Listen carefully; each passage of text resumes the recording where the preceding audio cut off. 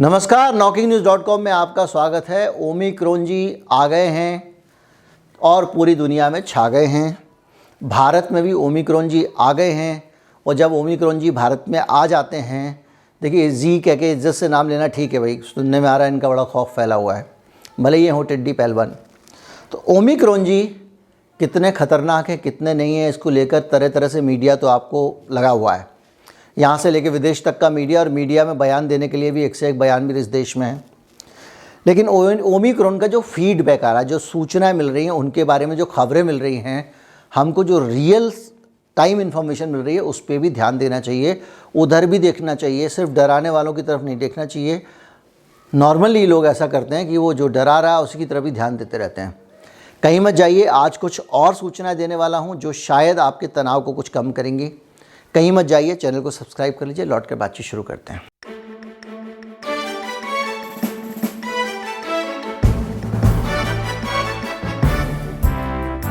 दिल्ली में एक सज्जन आए थे, उनको ओमिक्रॉन उनके अंदर पाया गया।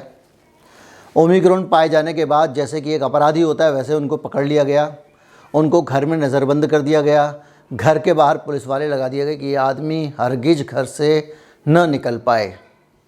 जब उनका पूरा टाइम हो गया, क्वारंटीन हो गया और ये मान लिया गया कि इनके अंदर का ओमिक्रॉन इनको छोड़ के जा चुका है या ख़त्म हो चुका है, तो उनको बाहर आने दिया गया। और जैसे ही वो बाहर आए, कुछ मीडिया के मित्रों ने उनसे बातचीत करने की कोशिश की और ये पता लगाने की कोशिश की कि ओमिक्रॉन ने उनको किस किस तरह की हानि पहुंचाई है। जिज्ञासा आपके सबके मन में होती है।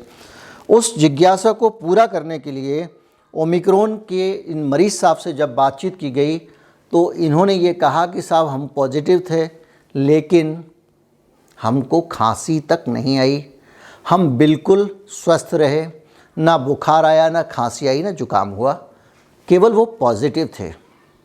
लेकिन इस तरह के जो पॉजिटिव हैं, ये तो विदेश से आए थे, इनको एयरपोर्ट पे पकड़ लिया गया, पकड़ के इनकी जांच की गई, कोरोना पॉजिटिव निकले तो ओमिक्रॉन चेक किया गया तो ओमिक्रॉन भी निकल आया। ये इनकी कहानी है। लेकिन क्या पता मुझे ओमिक्रॉन हो, क्या पता आपको ओमिक्रॉन हो।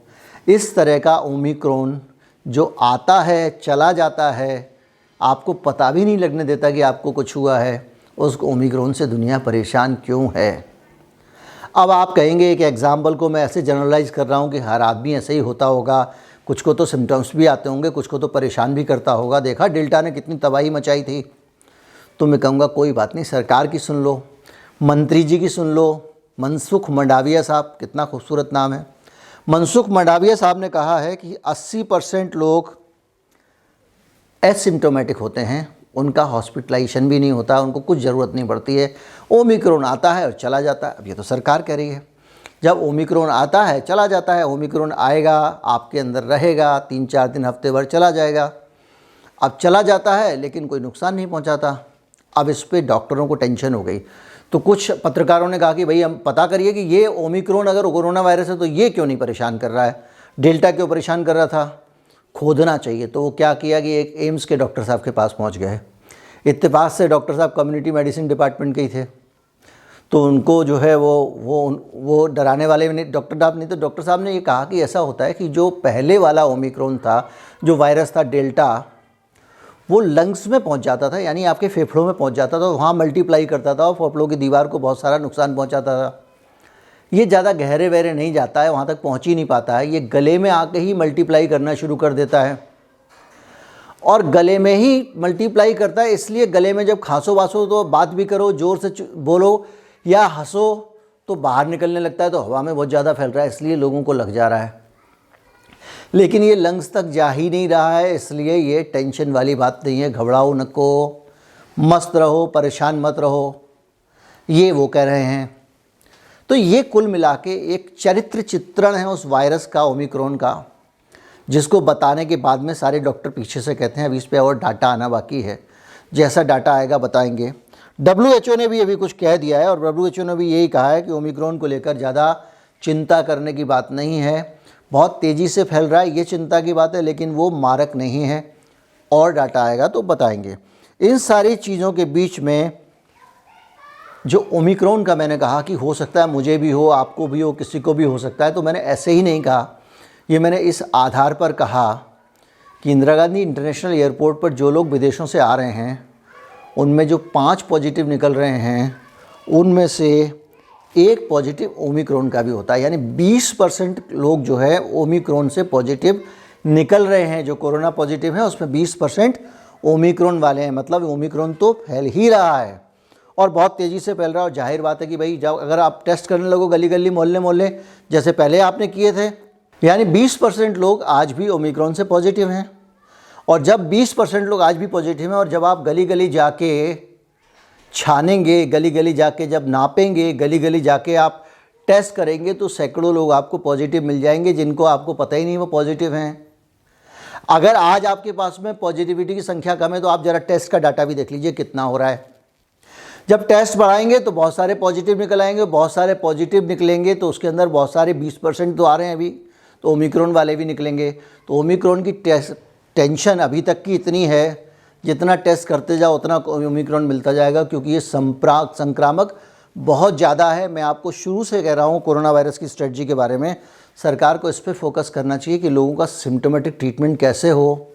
संक्रमण होने से आप रोक नहीं सकते, जिसके अंदर सिम्टम्स आ जाएं उस पर ध्यान दीजिए, उसको तुरंत एड्रेस करिए, क्योंकि आपने पहले से चेक किया है या नहीं किया है। दोनों ही हालत में जब सिम्टम्स आएंगे तो आपको ट्रीटमेंट तो वो ही करना है। तो टेस्टिंग करके माहौल बनाने से अच्छा है कि आप उसके ट्रीटमेंट पे ध्यान दीजिए।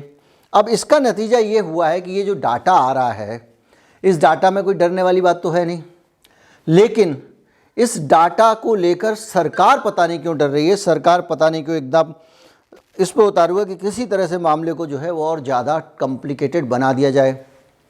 अब सरकार ने क्या किया, हरियाणा में कह दिया, हरियाणा में एक नया नियम आ गया, हरियाणा में ज़बरदस्त सख्ती हो गई है। दिल्ली सरकार ने आपको पता ही है कि नए साल के सारे आयोजन कैंसिल कर दिए हैं, नए साल पे क्रिसमस पे भीड़ नहीं होगी।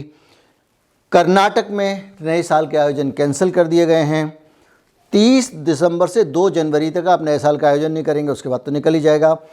चेन्नई में और पूरे कर्नाटक में है, और चेन्नई में जो है मरीना बीच है, वहाँ लोगों के जाने पर रोक लगा दी गई है।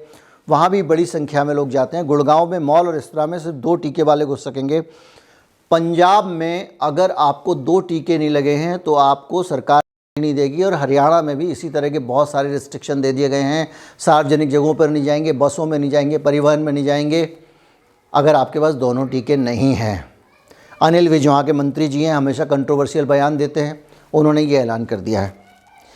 अब बड़ा सवाल इस बात का है कि जब किसी का कुछ बिगड़ ही नहीं रहा है तो इतनी ज़्यादा हाय तौबा क्यों मचा रहे हो, पहली चीज़। दूसरी चीज़, जिसके अंदर आ गया वो भले ही कोई हो, टीकाकृत हो गैर टीकाकृत हो, वो दूसरों को बीमारी देगा ही देगा। तो फिर इस तरह का भेदभाव करने की ज़रूरत क्या है। संविधान के तहत लोगों को समान अधिकार है। किसी भी 2 व्यक्ति को चाहे ट्रैवल करना हो, चाहे वो भोजन करना हो, चाहे कहीं जाना हो या कुछ अप्लाई करना हो, उनके बीच में आप किसी आधार पर भेदभाव नहीं कर सकते। और यहाँ पर भी वो नियम लागू होता है, लेकिन लोग कर रहे हैं। क्यों कर रहे हैं ये जानने की बताने की मुझे ज़रूरत नहीं पड़नी चाहिए। लंबे समय तक आप मेरे वीडियो देख रहे हैं, उम्मीद करता हूँ वीडियो आपको अच्छा लगा होगा। अगर अच्छा लगा हो तो ज़्यादा से ज़्यादा लोगों तक पहुँचाएँ, चैनल को सब्सक्राइब कर लें। नमस्कार, जय हिंद।